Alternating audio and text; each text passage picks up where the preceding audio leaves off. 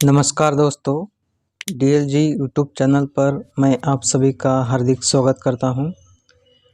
आज के वीडियो में हम लोग तिलका मांझी का जीवन संघर्ष देखने वाले हैं। तो उनका जीवन संघर्ष समय सीमा है 1750 से लेकर 1785। इस समय में उन्होंने अपना जीवन संग्राम व्यतीत किया है। तिलका मांझी देश की आज़ादी के प्रथम सेनानी है, जिन्होंने मंगल पांडे की शहादत से लगभग 8 दशक पहले अंग्रेज़ों के विरुद्ध संघर्ष किया था, लेकिन इतिहास के पन्ने पर उन्हें सचमुच स्थान नहीं मिला। उन्होंने 1772 में ही अंग्रेज़ों के खिलाफ विद्रोह का बिगुल फूंका था।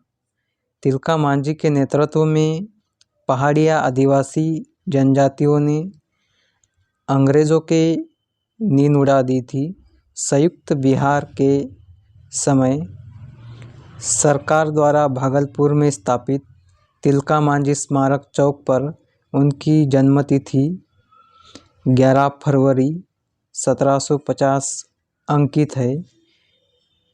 उन्हें लेकर यह विभ्रम रहा है कि तिलका मांझी संथाल आदिवासी थे या पहाड़िया।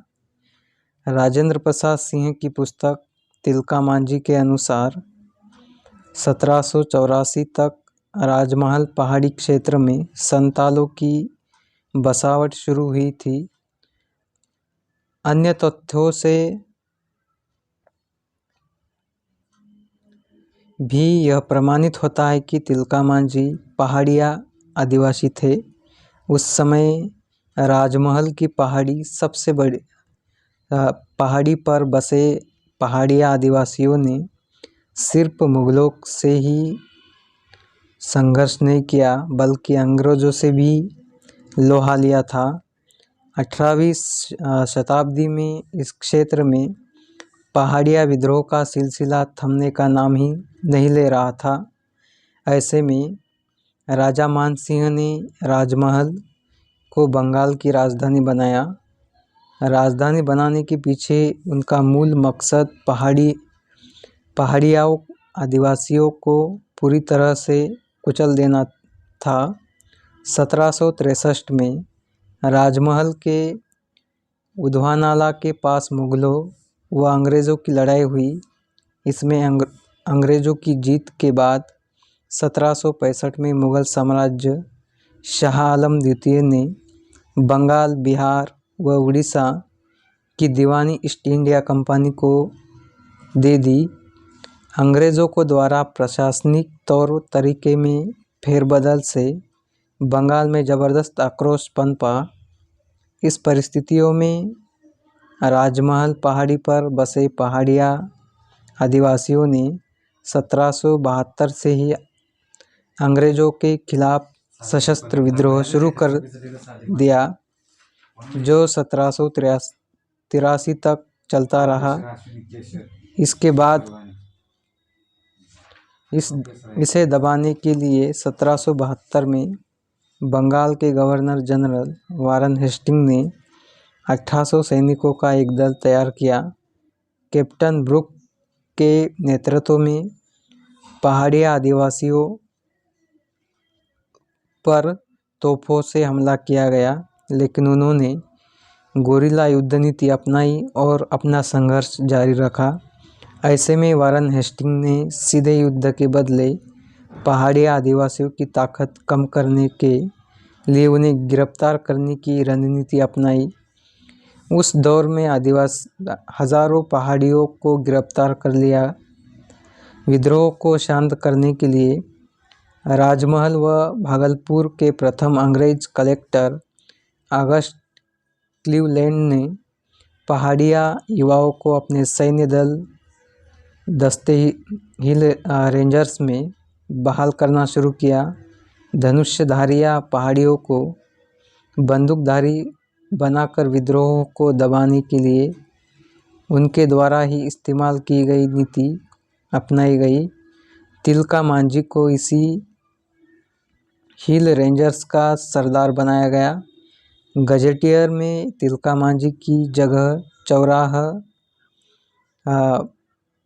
पहाड़िया नाम की चर्चा है, पर राजेंद्र प्रसाद सिंह की पुस्तक तिलका मांझी के अनुसार पहाड़िया समाज के एक विद्वान रामदुलाल देहरी ने बताया कि गजेटियर में जिस चौराहा पहाड़िया कहा गया उसका वास्तविक नाम जबरा पहाड़िया था, जो बाद में तिलका मांझी के रूप में चर्चित हुआ। पहाड़िया भाषा में तिलका का अर्थ गुस्सेल और लाल लाल आँखों वाला होता है। जबरा पहाड़िया इसी चरित्र को जीते थे, इसलिए उन्हें तिलका पुकारा जाता था। वह पहाड़िया समाज में ग्राम प्रधान थे, जिसे मांझी कहकर संबोधित किया जाता है। इस तरह कालांतर में जबरा पहाड़िया ही तिलका मांझी के नाम से विख्यात हुए हैं।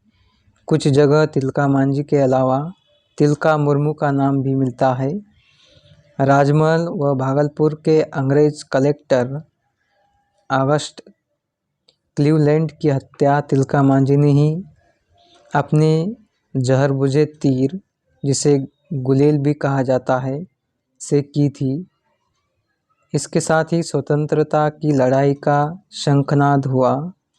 अंग्रेज़ों ने काफ़ी मशक्क़त के बाद तिलका मांझी को गिरफ्तार किया। प्रतिशोध की आग में जल रही अंग्रेज़ सरकार ने न सिर्फ गिरफ्तारी की, बल्कि रस्सी से घोड़े से बांधकर उन्हें सड़कों पर घसीटा। फिर कठोर यातनाओं के बाद भागलपुर के वर्तमान तिलका मांझी चौक पर बरगद के पेड़ पर उन्हें 1785 में फांसी की सजा दी। भागलपुर में लंबे समय से तिलका मांझी के नाम पर मोहल्ला बसा हुआ है। यहाँ उनके नाम का हाट भी लगता है। भागलपुर विश्वविद्यालय का नाम बदलकर तिलका मांझी भागलपुर विश्वविद्यालय किया गया है।